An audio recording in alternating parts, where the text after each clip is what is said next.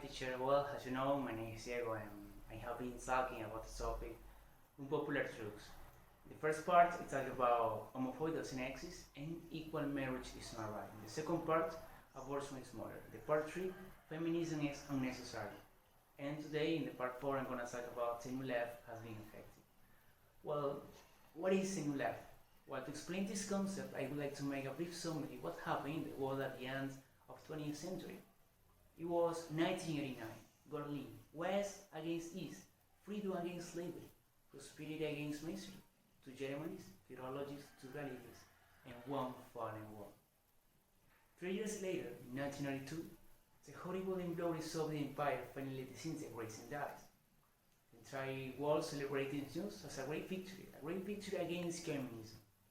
The entire world thought that this was the end of communism, the end of the left, the end of the system that killed millions of people throughout history. But that sounded very nice to be true, right? Fortunately, the world was wrong. It wasn't the end. It was the beginning of the new age of the left. Also, in this year, 1992, a series of particular things happened. For example, on October 12th, the first indigenous march in Bolivia. Also, the first march of gay pride in Argentina. A movement calling popular ecology appears in Brazil. It is not all because here in Venezuela, Colonel did 2 coup attempts. The attempts didn't come fructify. He went to jail. But 7 years later, in 1999, he got the presidency. The West is a horror history. A horror history that doesn't end yet. So, we can see that this year, 1992, was quite particular, quite strange. Many things happened. We can realize that those movements are different. No more revolution, no more class struggle, no more weapons. Well, the only exception is Venezuela. But it's very interesting. The question is why doesn't the new left offer revolution? Why doesn't the new left offer class struggle?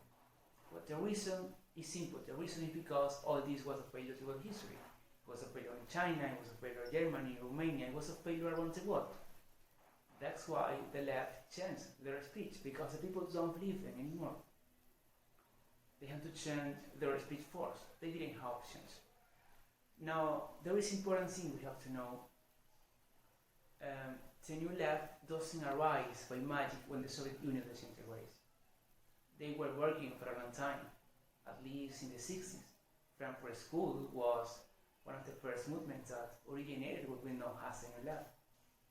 General Wannsee set intellectual basis for the new age of the left. Actually, he wrote a book called Yellow Notebook, in which he explained that to break the hegemony, the left have to win the most important battle in the cultural struggle. In what battle is it? The battle of ideas.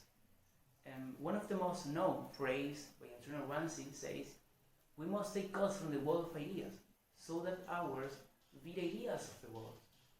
It is a spectacular phrase to describe what the new left represents. The new left took advantage of the universities and began to spread all their ideology. So it has been a slow and subtle but effective process. And that shows that the best power is the one who doesn't make noise. The best power is the one that is subtle. So we can say that they were working for a long time, but they worked silently. People didn't realize what was happening. Even the most of people don't realize what's going on today in the world. And today there is a cultural struggle. And that's the key of them. They don't offer class struggle anymore, they offer cultural struggle. They attack our values, they attack our belief, they attack the heart of our civilization. And we haven't realized.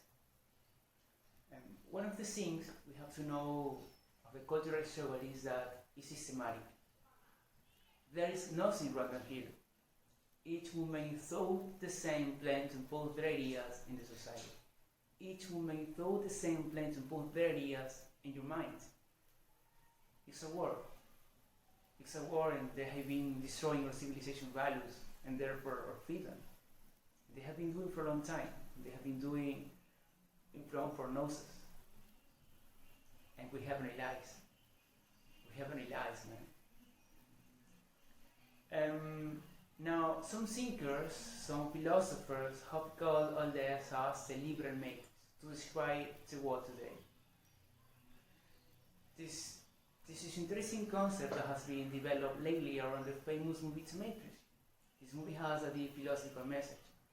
This concept, this idea, supposes that the most of people in the world are living in an illusion world, a fantasy, an appearance world where there are a lot of things that look great, look funny, but in reality they aren't. An appearance world where there are a lot of things that makes us happy or makes us feel free, but in reality enslave us. It's a world where the other people tell you what you want to hear and not the truth. And why? Well, because it's going to offend you. In fact, the truth is not allowed in the metaphysics world. And one example of that, at Harvard University, they takes away the word veritas, that means truth, because it could be offensive. It's ridiculous.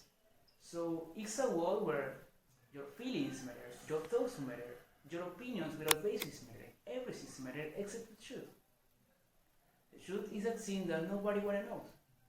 The truth is absolutely relegated today.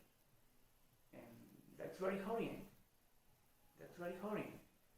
Now, temporal metrics has some pillars, some bases under which it works. Let's see the two most important. The first, the division between oppressors and oppressed. The first thing we have to understand of the left is that they always create division. They always create division. The main base of the left is the division. The old left, the new left, all the fucking left create division. That's the key of them. If we see the old left, we realize that they create hatred between two parts with class struggle. You are poor because he is rich. And today, they break the world into parts, oppressors and oppressed. They see the entire reality, black or white. Obviously, if we see reality that way, we are wrong, because things aren't always black or white. But let's see some examples. Today, if we are talking about sexual orientations, the oppressors are straight people and the oppressed are gay people. If we are talking about book sexes, the oppressors are men and the oppressed are women. And if we are talking about races and cultures, the oppressors are white people and the oppressed are black people, Hispanic people, and whoever you want. And if you don't agree with LGBTI, feminism, Black Lives Matter, if you don't agree with them, you are a racist, you are homophobic, you are a bad person, you are a little Hitler. Now, the second base or the second feature in the metaphysics world is victimism. In the metaphysics world, all people want to be victim. Being a victim is provocative. Actually, if we see the case that you mentioned, black people, gay people, and women, if we see those cases, we realize that they are victims every day in TV shows, newspapers, magazines, and everywhere. They are victims everywhere. From what they are victims? Well, they are victims of homophobia, patriarchy, and white supremacy. It's like a list of non-existent things, or at least a very low expression to today's world. They are victims of those nonsense while hundreds and hundreds of Christian people are massacred in North Africa. They are victims of those nonsense while Christian and Muslim are persecuted in China. In fact, there are concentration camps for Muslims in China. What are we talking about? And the media says nothing about it. The women are victims of patriarchy while 80% of homeless people are men. Really? The women are victims of patriarchy while 79% of murder victims are men. The women are victims, says the news, while sentences for the same crime are usually harder for men. And what about black people? Well, they are victims of white supremacy.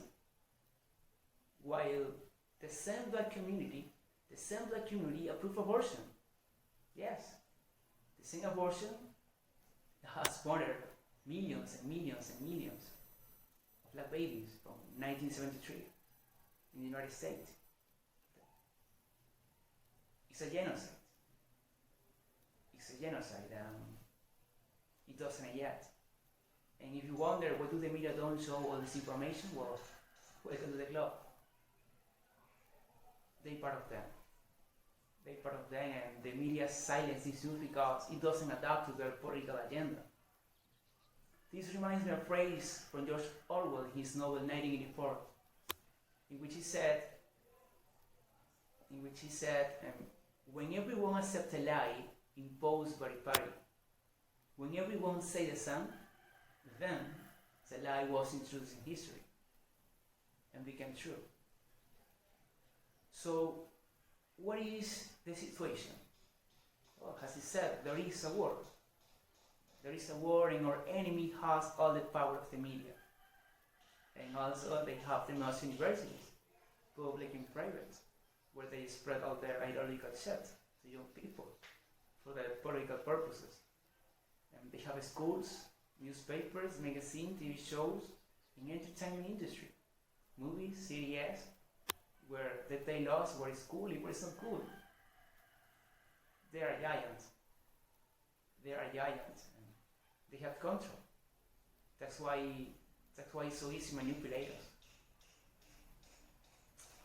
But honestly, I think it's not too late yet. There is only one way to fight this war: defending the truth. And we must be astute, we must be courageous, and we must be wise. They have been using the lie and deception to manipulate the world for a long time. Now it's time we use the love and truth to help the world. We won't save the world, that is impossible. But I think we could make a difference, and that depends on us. There is a moment in the movie, the Matrix movie, in which the actor Keanu Reeves has two options, has two pills, a blue pill and a red pill. A blue pill, allows you to stay in the Matrix world. It's a world where everything is love, everything is peace, everything is beautiful. But everything is a lie, it's not real. While the red pill is completely different. If you take red pill, you will see the world in another way. Obviously, it's not a perfect world. It's not an easy world to live. But it's real. And that's enough. The people who saw the film know what to do. But what about you? What will you take? If you take red pill, you must be aware that you have to fight. You have to defend, love, and life the truth.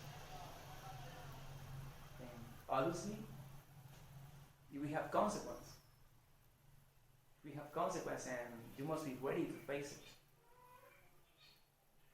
I'm Christian, and I can say the world always has need of Christ. The world always has need of Christ, but it's evident today, mixing more than ever. Because we are living a world that loves animals more than people. A world that loves death more than life. We are living a world that loves lies more than truth. As he said, it's a world where everything is murdered except the truth. The truth is a thing that nobody really knows. And if we are living that world, that means only one thing. The new life has been affected. That's it. Thank you very much, and God bless you all.